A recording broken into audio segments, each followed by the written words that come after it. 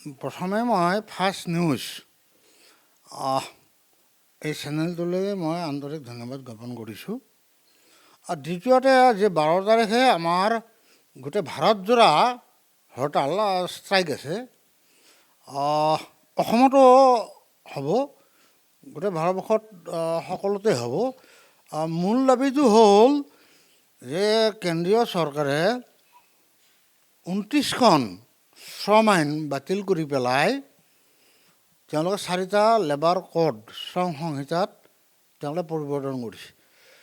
তেওঁলোকে বহু দিনৰ পৰা চেষ্টা কৰিছিল, কিন্তু বিহাৰৰ ইলেকশ্যন হোৱাৰ পিছতেই যেতিয়া তেওঁলোকে এবছলিউট মেজৰিটি পাই তেওঁলোকে জিকিলে, তাৰপাছত যেতিয়া হঠাতে তেওঁলোকে চাৰ্কুলাৰ দিলে এই লেবাৰ কোড হ'ব।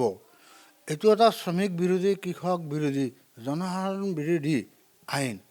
বহুতে আমাৰ জেইল খাই, বহুতে শ্বহীদ হৈ, বহুতে বহুত ত্যাগ কৰাৰ ফলত এই ভাৰতবৰ্ষৰ এই শ্ৰম আইন 44খন ট্ৰেড ইউনিয়ন আছিল, তাৰে কেইখনমান যে ইনএক্টিভ, 29খন যিখিনি মূল ট্ৰেড ইউনিয়ন আছিল সেইটো তেওঁলোকে নাকচ কৰি পেলাই 4টা লেবাৰ কোড কৰিছে, য'ত শ্ৰমিকবিলাক দাসত্বত পৰিণত হ'ব আৰু পুঁজিপতিবিলাক তাত উপকৃত হ'ব। ভাৰতবৰ্ষৰ যিবিলাক শ্ৰমিক আইন আছে বা আছিল, সেইবিলাক পৃথিৱীৰ ভিতৰত দ্বিতীয় শ্ৰেষ্ঠতম। প্ৰথমখন ভেনেজুৱেলাৰ ছাৰ্ভে যে কৰিছিল, মই গৈছোঁ এইবিলাক জেগাত, ভেনেজুৱেলা বা এই ৰাছিয়া বা গ্ৰীচ বা এই কিউবা বা এই জৰ্ডান, এই মালয়েছিয়া, এই থাইলেণ্ড বা এই শ্ৰীলংকা, সেইভাবে চীনৰ পৰাও মই আহিছোঁ। কিন্তু এই চৰকাৰখন শ্ৰমিক বিৰোধী, কৃষক বিৰোধী। শ্ৰমিকসকলৰ পৰা 3খন আইন জাপি দিছিল, হাৰিয়ানা, পাঞ্জাৱ, এই মহাৰাষ্ট্ৰৰ কৃষকবিলাকৰ। কিন্তু তেওঁলোকে ছমাহ আন্দোলন কৰি বহুত শ্বহীদ হোৱাৰ পিছত ঘূৰাই ল'বলৈ বাধ্য হ'ল। কেন্দ্ৰীয় চৰকাৰে আঁঠু ল'ব লগা হৈ গ'ল কৃষকৰ ওচৰত। এতিয়া তেওঁলোকে এই আকৌ শ্ৰমিকবিলাক, এনেকুৱা এটা বস্তু আছেনে পৃথিৱীত য'ত শ্ৰমিকৰ পলস নাই? তোমাকো এক প্ৰকাৰ শ্ৰমিক, এই বেজীৰ পৰাই, কামানৰ, স্পুটনিকৰ পৰাই, য'ত শ্ৰমিকৰ হাতৰ পৰশ থাকে। গতিকে তেওঁলোকে এই আটাইতকৈ বেছি জনাধাৰণ হ'ল আমাৰ শ্ৰমিক কৃষক, কিন্তু তেওঁলোকে তাতে হাত দিছে। আৰু আদানী, আম্বানী, তেওঁলোকক 1 টকা বিঘাত মাটি বিক্ৰী কৰি পেলাই চাৰিওফালে অসমৰ মাটিবিলাক দিছে। গতিকে তেওঁলোকে উদ্যোগ কৰিব পৰা নাই। যিবিলাক ৰাজ্য খণ্ডৰ উদ্যোগ কৈছিলে এই ধ্বংস হ'ব। আমি কোৱা নাই যে প্ৰাইভেট উদ্যোগ কৰক, আমি বাধা কৰা, কিন্তু ৰাজ্য খণ্ডৰ যে ইণ্ডিয়ান অইল, ONGC বা BSNL, বেংক, এই বেংকেও কিছুদিন আগতে এটা ধৰ্মঘট কৰিলে একেবাৰে ডাঙৰ। কিন্তু তেওঁলোকে এনেকুৱা বেয়া জেগাত হাত দিছে, এইটো সেইকাৰণে আমি ধিক্কাৰ দিছোঁ এই কেন্দ্ৰীয় চৰকাৰক। কেন্দ্ৰীয় চৰকাৰে মূল দাবীটো ক'লো শ্ৰম সংহিতা, শ্ৰম কোড। তাৰপিছত আৰু আছে, তাৰপাছত আছে যে আমাৰ 10টামান দাবী আছে। চেমিনাৰ বা আজি স্থায়ী শ্ৰমিকক নিযুক্তি নিদিয়ে, স্থায়ী শ্ৰমিকৰ দ্বাৰা আমাৰ সস্তীয়া আমাৰ ঠিকা শ্ৰমিকেৰে গোটেই কামবিলাক তেওঁলোকে কৰিব খোজে।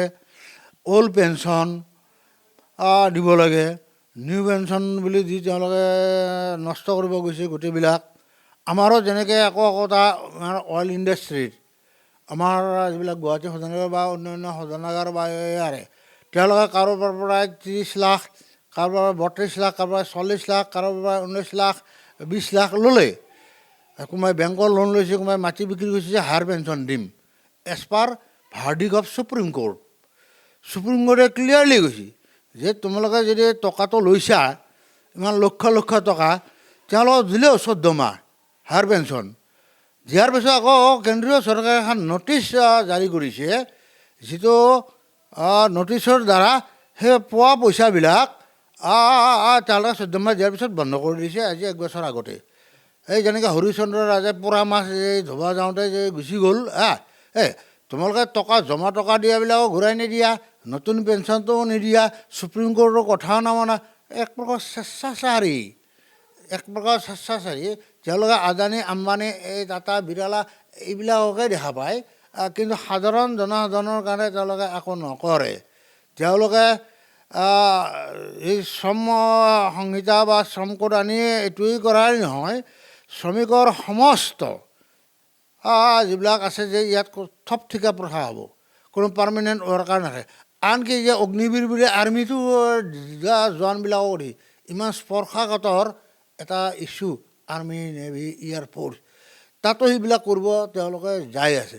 এতিয়া তেওঁলোকে কৈছে যে আজি গোটেই বিশ্বত যিটো আজি আমাৰ ডোনাল্ড ট্ৰাম্পে কৰি গৈছে, তেওঁলোকে চাৰেণ্ডাৰ কৰিব লগা হৈছিল।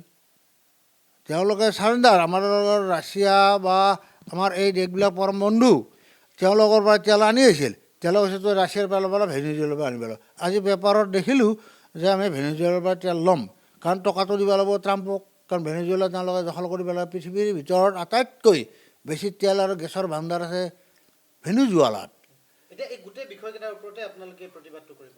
প্ৰতিবাদ নহয়, প্ৰতিবাদটো কৰি আছোঁ। সেইদিনা ফুল এণ্ড ফাইনেল সৰ্বভাৰতীয় ধৰ্মঘট হ'ব। তাতে আমি আহ্বান কৰিছোঁ, সকলো মিডিয়া পাৰ্চন আছে, সকলো আছে ভাৰতবৰ্ষত, এইটো এটা ডাঙৰ হ'ব, আমাৰ অসমতো হ'ব। গতিকে এইটো সকলো স্তৰৰ, তেওঁলোকৰ সামাজিক মাধ্যম হওক বা প্ৰিণ্ট মিডিয়া হওক, ইলেক্ট্ৰনিক মিডিয়া হওক, সকলোৱে প্ৰচাৰ কৰি আছে আৰু প্ৰচাৰ কৰি যাব, কাৰণ সকলোৰে তাত স্বাৰ্থ নিহিত আছে। গতিকে এতিয়া শেষ শৰাই ঘাট বুলি ক'লোঁ যে কৃষকবিলাকে এই 6 মাহ আন্দোলন কৰি শহীদৰ পিনৰ উঠাই ল'লে। আমাৰো শ্ৰমিকবিলাকে আজি যোৱা 1 বছৰ আগতে এটা অল ইণ্ডিয়া ষ্ট্ৰাইক হৈছিল, তাতে তেওঁলোকে স্থগিত হৈ গৈছিল। ৰিক্সাৱালা বা ঠেলাৱালা, উবেৰ ওলাৰ পৰা আদি কৰি মডাৰ্ণ সকলে কৰিছিল। কিন্তু তাৰপিছতো তেওঁলোকে বিহাৰৰ ইলেকশ্যনত বহুত উৎফুল্লিত হ'ল। SIR বুলি যে আছিল ছাৰ, তাতে গোটেইবিলাক তেওঁলোকে ভোটৰ লিষ্টবিলাক নষ্ট কৰি এই কৰিছে যে বস্তুৰ দাম ইমানেই বাঢ়ি গৈছে, আকাশলংঘী হৈ গৈছে। কিন্তু আমাৰ 10 বছৰ হ'ল কেন্দ্ৰীয় আৰু ৰাজ্য চৰকাৰে মিনিমাম ৱেজটো ৰিভাইজ কৰে, 5 বছৰ মূৰে মূৰে কৰিব লাগে। তেওঁলোকৰ সময় নাই, কিন্তু হিন্দু মুছলমান মিয়া এইবিলাকৰ সময় আছে। তোমালোকে আইনমতে আগৰ পৰা আছে যে 5 বছৰ মূৰে মূৰে ৰিভাইজ কৰিব লাগে। মিনিমাম ৱেজটো ৰিভাইজ কৰিলে তোমালোকৰ সাংবাদিকবিলাকেও হয়তো পাব। ষ্টেট গভৰ্ণমেণ্টেও কৰা নাই, তেওঁ কৰা যে কেৰেলাত মিনিমাম ৱেজটো 450 হয়, প্লেণ্টেশ্যন ৱৰ্কাৰ, এই চাহ বাগিচা আৰু বাঁহ বাগিচা, ইয়াত 250 টকা। অসমত বুজিছেনে? এখন দেশৰে তেওঁলোকে কৈ আছে এক দেশ এক আইন এক কানুন।